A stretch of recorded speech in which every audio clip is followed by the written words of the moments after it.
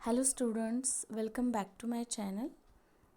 आज आपण परत बघणार आहेत ह्या व्हिडिओमध्ये काही क्वेश्चन्स हिस्ट्री ऑफ नॉवेल्सवरती. तुम्ही जर महाराष्ट्र बोर्ड परीक्षा जी आत्ता फेब्रुवारी महिन्यामध्ये होईल आणि इंग्लिश विषयासाठी बघा जे प्रश्न कशा प्रकारे विचारले जातात किंवा प्रश्नांचं स्वरूप कसं आहे आणि त्याचं उत्तर कसं लिहिलं पाहिजे त्यानुसार प्रश्न आणि त्याच्या उत्तरांची तयारी या व्हिडिओमधून तुमची नक्कीच होईल.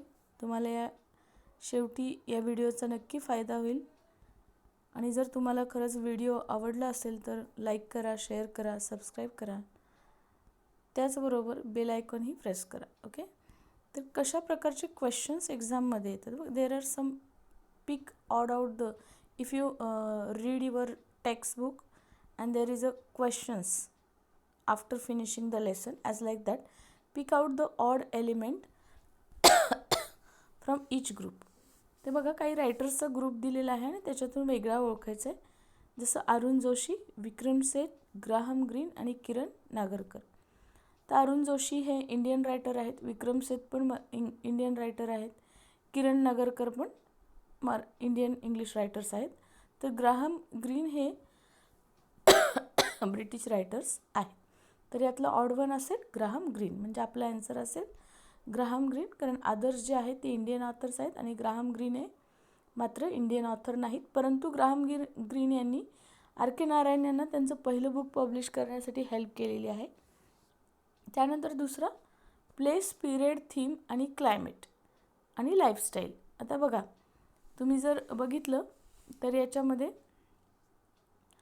प्लेस आहे, पिरियड आहे, थीम आणि क्लायमेट. यामध्ये लाईफस्टाईल वेगळं येईल, थीम येईल की काय? तर आपला आन्सर आहे theme. The others are the aspect of the setting.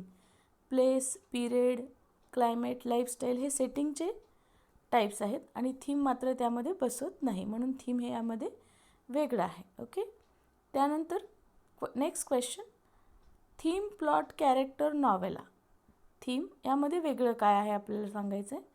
तर बघा नॉवेला हे वेगळं आहे कारण others are the element of novel. बाकीचे जे आहेत ते नॉवेलचे एलिमेंट्स आहेत, घटक आहेत. म्हणजे थीम, प्लॉट, कॅरेक्टर हे नॉवेलाचे घटक आहेत आणि नॉवेला हा एक कादंबरीचा प्रकार आहे, त्यामुळे नॉवेला हे त्याच्यामध्ये वेगळं असेल. त्यानंतर नेक्स्ट क्वेश्चन आहे, कंप्लीट द फॉलोइंग स्टेटमेंट्स. काही स्टेटमेंट्स तुम्हाला दिलेत. बघा या प्रश्नाचं उत्तर लिहित असताना तुम्हाला इनकम्प्लीट दिलेलं ते स्टेटमेंट लिहायचं आणि ते पूर्ण करायचं. फक्त पूर्ण करणारी जागा जेवढे शब्द आहेत तेवढेच आन्सर न लिहिता ते पूर्ण सेंटेन्स तुम्हाला जसंच्या तसं लिहून ते कंप्लीट करायचं आहे.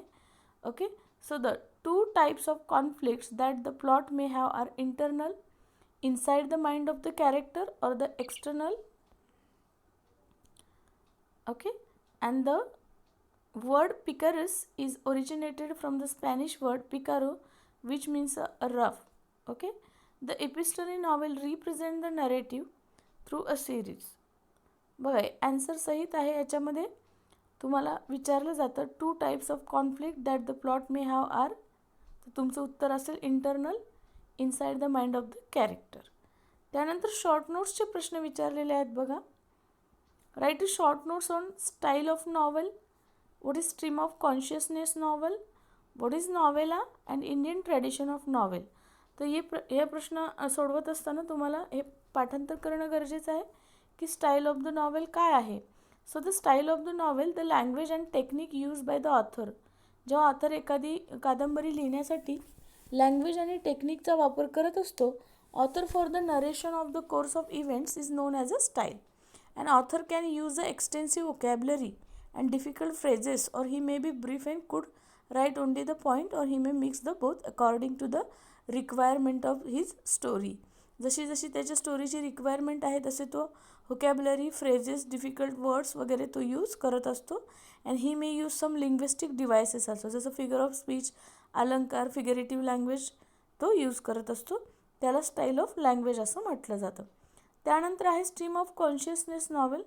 Stream of consciousness means the flow of thoughts in the mind of the particular character, and this term is coined by William James and popular by the Virginia Woolf. जर Virginia वुल्फचं तसं तुम्हाला new dress पण एक part आहे, त्यामध्ये fully त्यांनी stream of consciousness या स्टाईलचा वापर केलेला आहे. The novelist narrates them just as the occur in the mind of the character. त्या स्टोरीच्या, त्या कथानकाच्या माइंडमध्ये जसे जसे थॉट्स आणि त्याची प्रोग्रेस होत गेलेली आहे, जसाच्या तसा ऑथर लिखतो, म्हणजे ते काय आहे, स्ट्रीम ऑफ कॉन्शियसनेस आहे. त्यानंतर novella, the word novella which means new which is originated from the Italian. बघा मागच्या वर्षीच्या प्रश्नपत्रिकेमध्ये प्रश्न होता की वर्ड नॉवेला जो आहे तो कुठून घेण्यात आलेला आहे, तर तो इटालियन वर्डपासून बनलेला आहे. Novella is a type of pros fiction which is shorter than full length novel. एका फुल लेंथ नॉवेलपेक्षा लहान असतो आणि शॉर्ट स्टोरीपेक्षा मोठं असतो त्याची लेंथ, त्याला नॉवेल असं म्हटलं जातं. It is well structure, it's short narrative part, satiric और realistic in the tone. This is how the novella. Then नॉवेलाचे फेमस उदाहरण तुम्हाला सांगता येतील. फेमस नॉवेल आहे the heart of darkness by Joseph Conrad. बघा बुक आणि त्याचे ऑथर मॅच लावा असं जर तुम्हाला आलं तर पुस्तक आणि त्याचे लेखक तुम्हाला नक्कीच माहीत असले पाहिजे. Then the turn of screw by Henry James, Billy Budd by Herman Melville, death in Venice by Thomas Mann and seize the day by Saul Bellow. साऊल बेलोंचं आणखी एक फेमस खूप असं नॉवेल आहे जे माझंही फेवरेट आहे, डँगलिंग मॅन. तर तुम्हाला मिळालं तर नक्की वाचा. त्यानंतर आहे पर्ल बाय जॉन स्टेनबर्ग. तर अशा प्रकारे हे स्ट्रीम ऑफ कॉन्शियसनेसचे एक्झाम्पल आहेत, जे ऑथर कॅरेक्टरच्या माइंडमध्ये येतात, थॉट प्रोसेस ती जशीचे तशी ऑथर लिहून काढत असतो. त्यानंतर Indian tradition of novels. Indian have also played a major role in writing of English novels. आणि राजमोहन्स वाईफ हे पहिलं इंग्लिश नॉवेल आहे जे बंकिमचंद्र चट्टोपाध्याय यांनी लिहिलं होतं. First novel in English written by Indian. The period after that is marked by the few more novels written by the Indian writers also. So this is how the Indian tradition novels scenario we have to write down. तर video pause करा किंवा screenshot घ्या आणि उत्तरं लिहा, म्हणजे जेणेकरून तुमची प्रॅक्टिस होईल आणि परीक्षेमध्ये तुम्हाला त्याचा अतिशय चांगल्या प्रकारे उपयोग होईल. फक्त पास होण्यापेक्षा चांगलं स्कोअर करणं महत्त्वाचं असतं. 12th standard it is a turning point of a students life. Okay. Now the next question, pick out the statement that are false and rewrite them. बघा false statement सांगा आणि false statement चुकीचे जे आहेत ते बरोबर करून लिहा. तर यामध्ये बघा setting describe the behaviour of the characters in the story, हे पहिलं सेंटेन्स आहे. दुसरं आहे the main character in the story is referred to as a novella. त्यानंतर आहे opposite forces in the story is called conflict and theme is the central idea in the novella. आणि पाचवा आहे the plot and the character are affected due to the setting. आणि सहावं sentence आहे plot is narrative style of the author. बघा याच्यामध्ये false statement येतील पहिला, दुसरा आणि सहावा स्टेटमेंट. का तर setting describe the behaviour of the character नाही. ओके, चुकीचं आहे का हे? येस, ऑब्वियसली हे चुकीचं आहे. त्यानंतर दुसरं स्टेटमेंट ही फॉल्स आहे. The main character in the story is referred as the novella. नाही, मेन कॅरेक्टर जे असतं स्टोरीचं which is referred as a not as a novella but as a protagonist. तर हे तीन सेंटेन्सेस, कारण plot is the narrative style of the author. No, it is not correct. So the first, second and six is incorrect. मग correct काय आहे तर characterisation describe the behaviour of the characters and the main character of the story is non as protagonist as I told you. And plot is the course of events that makeup the theme. Plot काय आहे? Plot is the course of event that makeup the theme.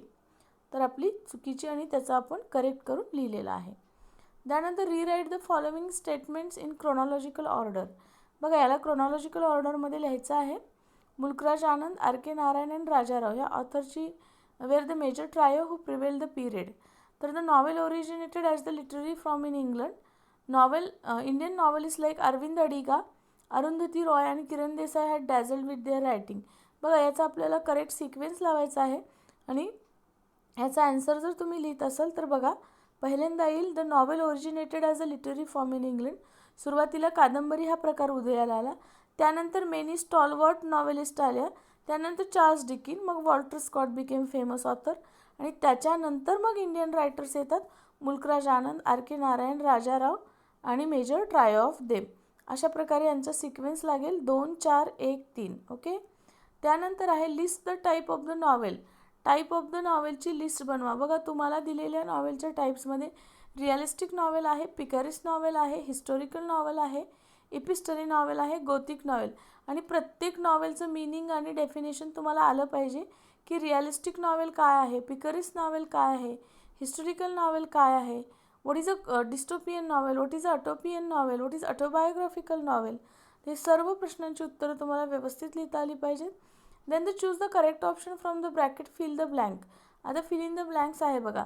The character in the realistic novel interact with the other characters. The character in the realistic नॉवेलचे जे character असतात ते इतर कॅरेक्टरसोबत interact होतात. तर असं कुठलं नॉवेल आहे, तर याचा आन्सर आपल्याला सांगता येईल. दॅट इज ते रिअलिस्टिक आहे का ॲटोपियन, तर ते आहे realistic. Then a picaresque novel narrate the adventure of the protagonist. Picaresque novel ते असतं ज्यामध्ये ॲडव्हेंचर ऑफ नाही तर ते पिकॅरिस नॉवेल नसतं, कारण पिकॅरिस नॉवेल हे लेटर फॉर्ममध्ये येतं. ओके, तर ते रिअलिस्टिक नॉवेल असतो. Then the dystopian novel is about the imaginary community or society possessing the identical qualities. Okay, so the dystopian novel is so we have to fill in the blank. आपल्याला त्यामध्ये जागा भरायची आहे. तर अशा प्रकारे तुम्ही त्याची उत्तरं लिहू शकता. त्यानंतर काही ग्रोसरी वर्ड्स आहेत. Genre, a style specially in the art and involve the particular set. What is embellishing म्हणजे डेकोरेटिंग. अडॉप्टेड म्हणजे followed. Precursor, something that happen or existing before. profoundly म्हणजे deeply. Elite upper class. aspirations, ambitions. encompass, include. plenteous, plentiful. stalwartचा इथे अर्थ आहे a person who has achieved a great recognition. This is how the hard words also given to you. You should take out the pen and the paper and write down it. It is very useful for upcoming 12th board examination for English.